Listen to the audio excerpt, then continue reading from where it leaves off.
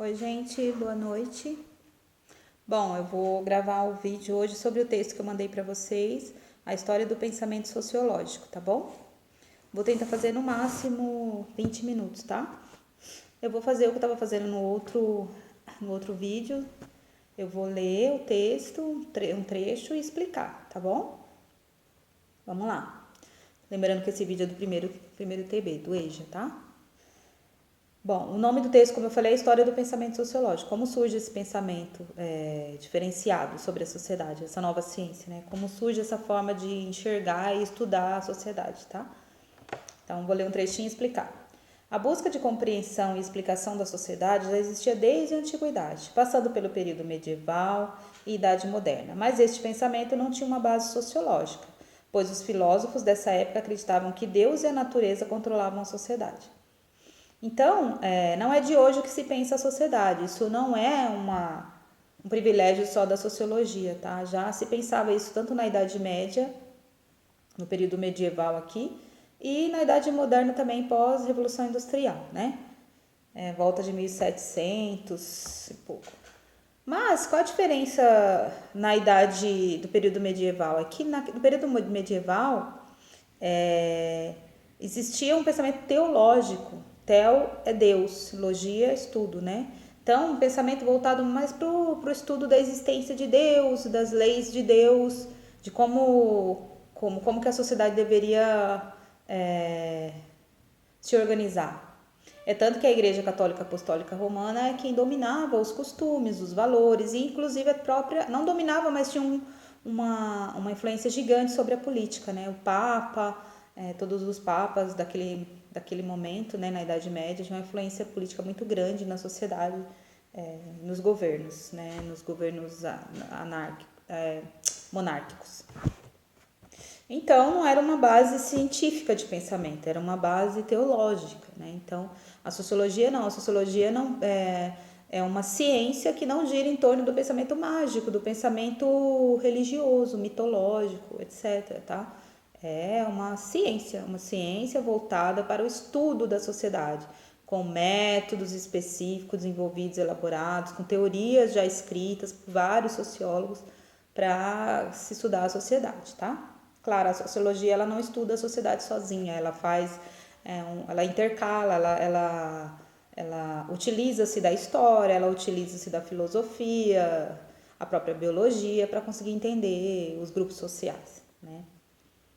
Então, na Idade Média não tinha como ter esse pensamento sociológico porque a ciência não era considerada a melhor forma de explicar a sociedade ainda, né? Não tinha essa hegemonia como tem hoje, né? Por mais que ainda exista o pensamento religioso, ainda, creio eu que nunca vai deixar de existir nas sociedades, a ciência hoje em dia ela tem um poder muito maior de explicação dos fenômenos naturais e por que não dos comportamentos, né? A própria psicologia explica a psique da gente, a psique humana estuda e explica e ela é levada em consideração, ou seja, a ciência em geral é muito levada em consideração hoje em dia. E nós agimos, as nossas atitudes hoje em dia, elas têm muito mais relação com a ciência do que, se você parar para observar, do que com a própria religião, né? Na maioria dos casos. Por mais que a pessoa fale, mas eu participo de uma religião e minha forma de organizar minha vida gira em torno dela. Ok. Mas quando você fica doente, por mais que você faça a sua oração, você não deixa de ir no médico. Você não deixa de consultar um médico, né? E a medicina, o que é? Ela é desenvolvida através do quê? Da própria ciência, do estudo, né? Da observação, da pesquisa, né? Então, a gente não vive mais nesse período. Então, a sociologia ela só pode surgir após esse pensamento teológico, né? A sociologia ela surge num determinado momento, século XIX, ela se consolida ali, justamente porque nós estávamos num momento em que as ciências, né, não só a sociologia, estavam se consolidando porque existia uma abertura nessa nova sociedade capitalista, moderna, que permitiu a gente pensar sociologicamente e tentar entender de uma forma científica os comportamentos humanos e principalmente o comportamento grupal, né? Gente, eu tô no celular para ler o texto, tá? Vou ser para vocês. Tá. Teorizavam modelos de sociedades ideais, esses filósofos da Idade Média, né? requisitando as pessoas que seguissem esses modelos. Por isso, durante todos esses períodos, o pensamento sobre o social estava influenciado por um caráter normativo, estabelecer regras para a vida social. E finalista, objetivo de uma organização social ideal, impedindo o entendimento científico de realidade social. Então, o que ele quer dizer nesse trecho aqui? Que na Idade Média, o pensamento normativo, ou seja, as normas de comportamento, de organização de uma sociedade, eram regidas de acordo com o controle social, principalmente do pensamento religioso, teológico, da Igreja Católica, né? Que tinha essa hegemonia, né? Hegemonia. Era quase impossível, me arrisco a dizer que é impossível você falar que você é ateu na Idade Média. Como você ia fazer isso? Não tinha como, né? Existia um poder muito grande sobre o pensamento religioso, né? Em todos os cantos, em todos os âmbitos da vida. Por isso, o pensamento sobre o social estava influenciado por um caráter normativo, estabelecer regras para a vida social e finalista, objetivo de uma organização social ideal, impedindo o entendimento científico da realidade social. Outro fator que contribuiu para a inexistência da sociologia foi o fato de que as sociedades pré-capitalistas eram relevantemente estáveis. O ritmo e o nível das mudanças eram razoavelmente lentos, não se percebendo a sociedade enquanto um problema merecedor de análise e investigação minuciosa, científica. Vamos lá. Sociedade pré-capitalista aqui, né? Vamos lá. Sociedade medieval, Idade Média, que vai até mais ou menos 1400 e pouco. Gente, por que não cabia o pensamento científico, sociológico do estudo da sociedade naquele momento? Porque a sociedade, ela tinha uma forma de organização estamental. O que é estamental? Vocês devem ter visto em história, na Idade Média. Os poderes ali e as classes, não era classe social, mas eram estamentos, as camadas, né?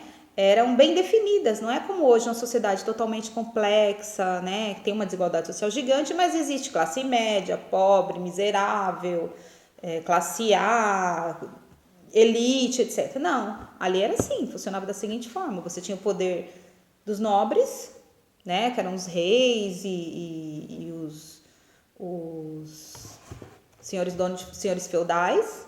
Você tinha o poder da Igreja Católica, que era o clero, e isso tudo muito bem dividido, na verdade, né?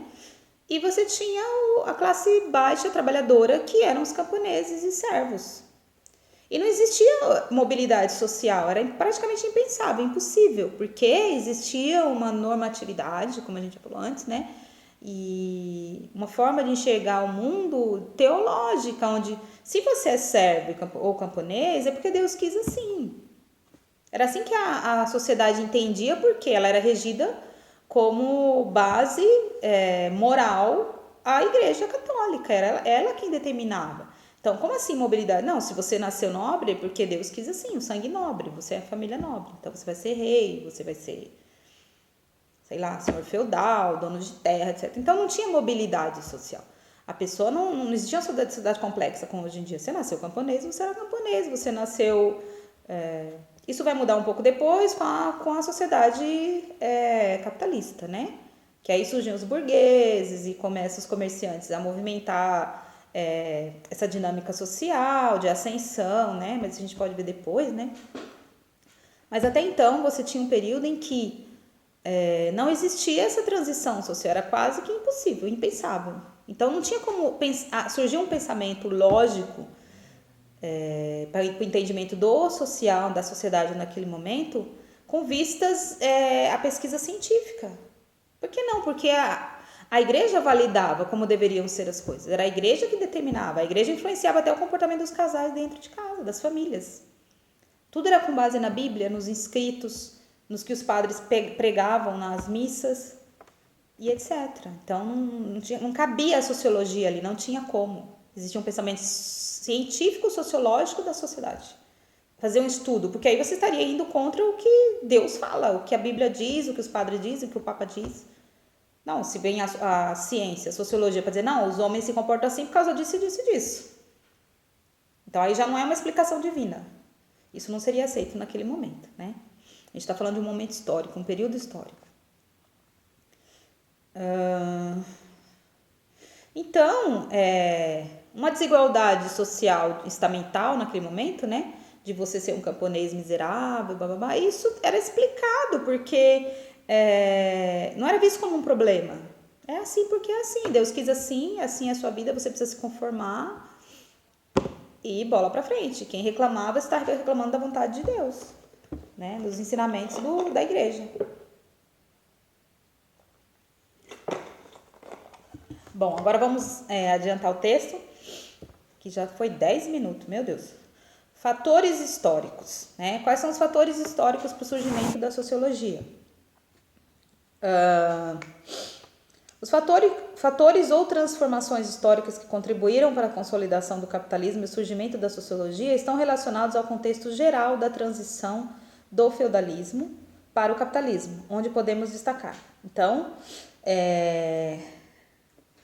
foram essas transformações históricas que culminaram com o surgimento da sociedade capitalista que principalmente contribuíram, essas grandes transformações, essas revoluções que contribuíram para o surgimento do pensamento sociológico, da sociologia. E de outras ciências recentes, economia, etc., psicologia. Os fatores históricos que vinham ocorrendo nessa transição, né, na passagem do período medieval, que tinha o sistema econômico feudalista, né, do feudalismo, para o capitalismo, que é um sistema, uma sociedade com um sistema econômico diferenciado do feudalismo, com uma outra organização da produção, do trabalho, das relações de trabalho. Vocês já sabem disso. Quais eram os fatores históricos que vinham ocorrendo desde o século XVI, ou seja, 1500, pós-sociedade medieval, né? Reforma protestante, ou seja, mudança religiosa. Uma irritação na garganta, acho que é o ventilador. Reforma religiosa, ou seja, vocês sabem que existiu a reforma protestante, né? Onde a igreja católica se dividiu entre outros vários ramos e o surgimento de igrejas protestantes, evangélicas, que hoje em dia se chama de evangélicas, né? Mas naquele momento a igreja católica ela se divide e um ramo continua no modelo anterior e outros ramos vão se modificando, vão se transformando, vão criando outras formas de reverenciar Deus, de seguir a Deus, mas de uma outra maneira que não naquele momento da igreja católica, né?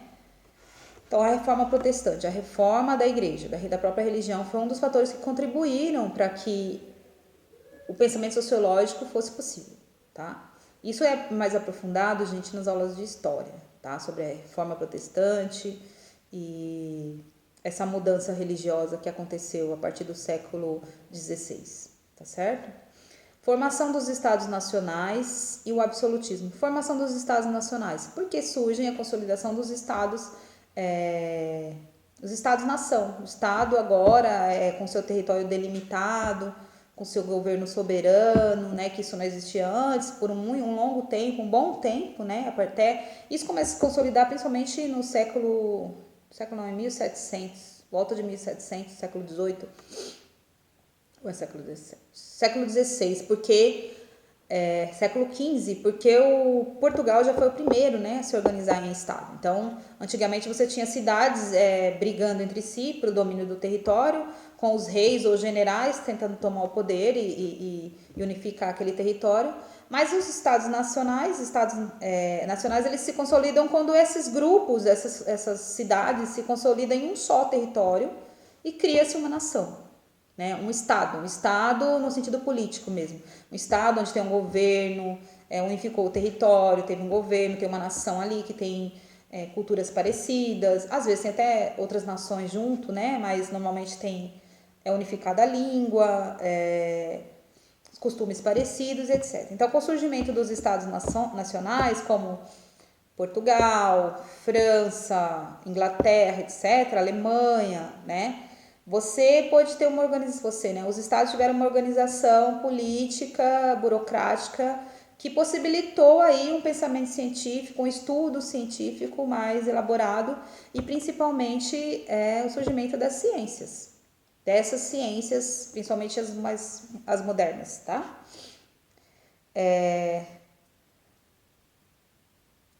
Grandes navegações, que foram as mudanças geográficas, né? A gente teve o período das colonizações, a gente teve o período em que as grandes potências começaram a expandir os seus negócios, colonizando outros lugares, levando os seus produtos para outros lugares, buscando matéria-prima. Então, as grandes navegações também propiciou uma grande mudança geográfica, né? Ou seja, a própria invasão da América, não foi a descoberta, né? Foi a invasão da América pelos europeus.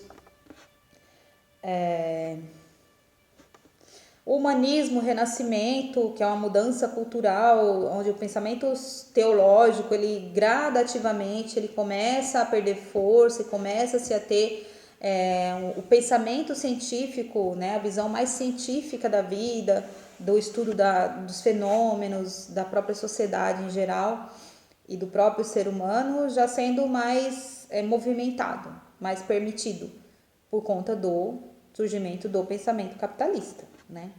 Essa grande reforma que a burguesia faz, política, social, no mundo do trabalho. Então, uma mudança cultural de comportamento. Começa-se, né? O que acontece no Renascimento, né? Os pensadores filosóficos daquela época, os filósofos daquela época, começam a tentar entender por que a sociedade tinha aquele pensamento tão arcaico, né? Que só tinha um viés de entendimento da sociedade teológico, com vistas na religião. Então, esses pensadores, principalmente esses filósofos, começam a rever o pensamento grego-romano para tentar restabelecer essa nova visão mais científica, mais positiva, né? No sentido de tentar entender as leis da sociedade e os fenômenos racionalmente, não mais só através do pensamento mágico, né? Mágico eu quero dizer pensamento para além da realidade, né?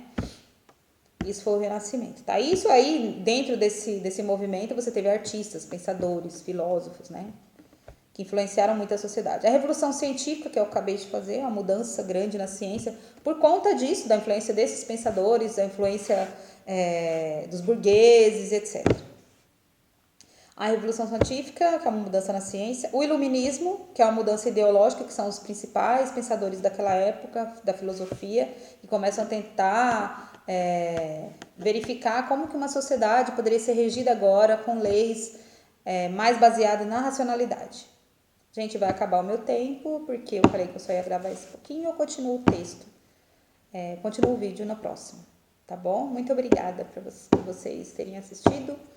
E eu continuo, que eu vou começar a falar sobre as transformações econômicas do século XVIII provocadas pela dupla revolução, Revolução Francesa e a Revolução Industrial, que é primordial essa parte para a gente entender o surgimento da sociologia. Tá certo? Um beijo, muito obrigada.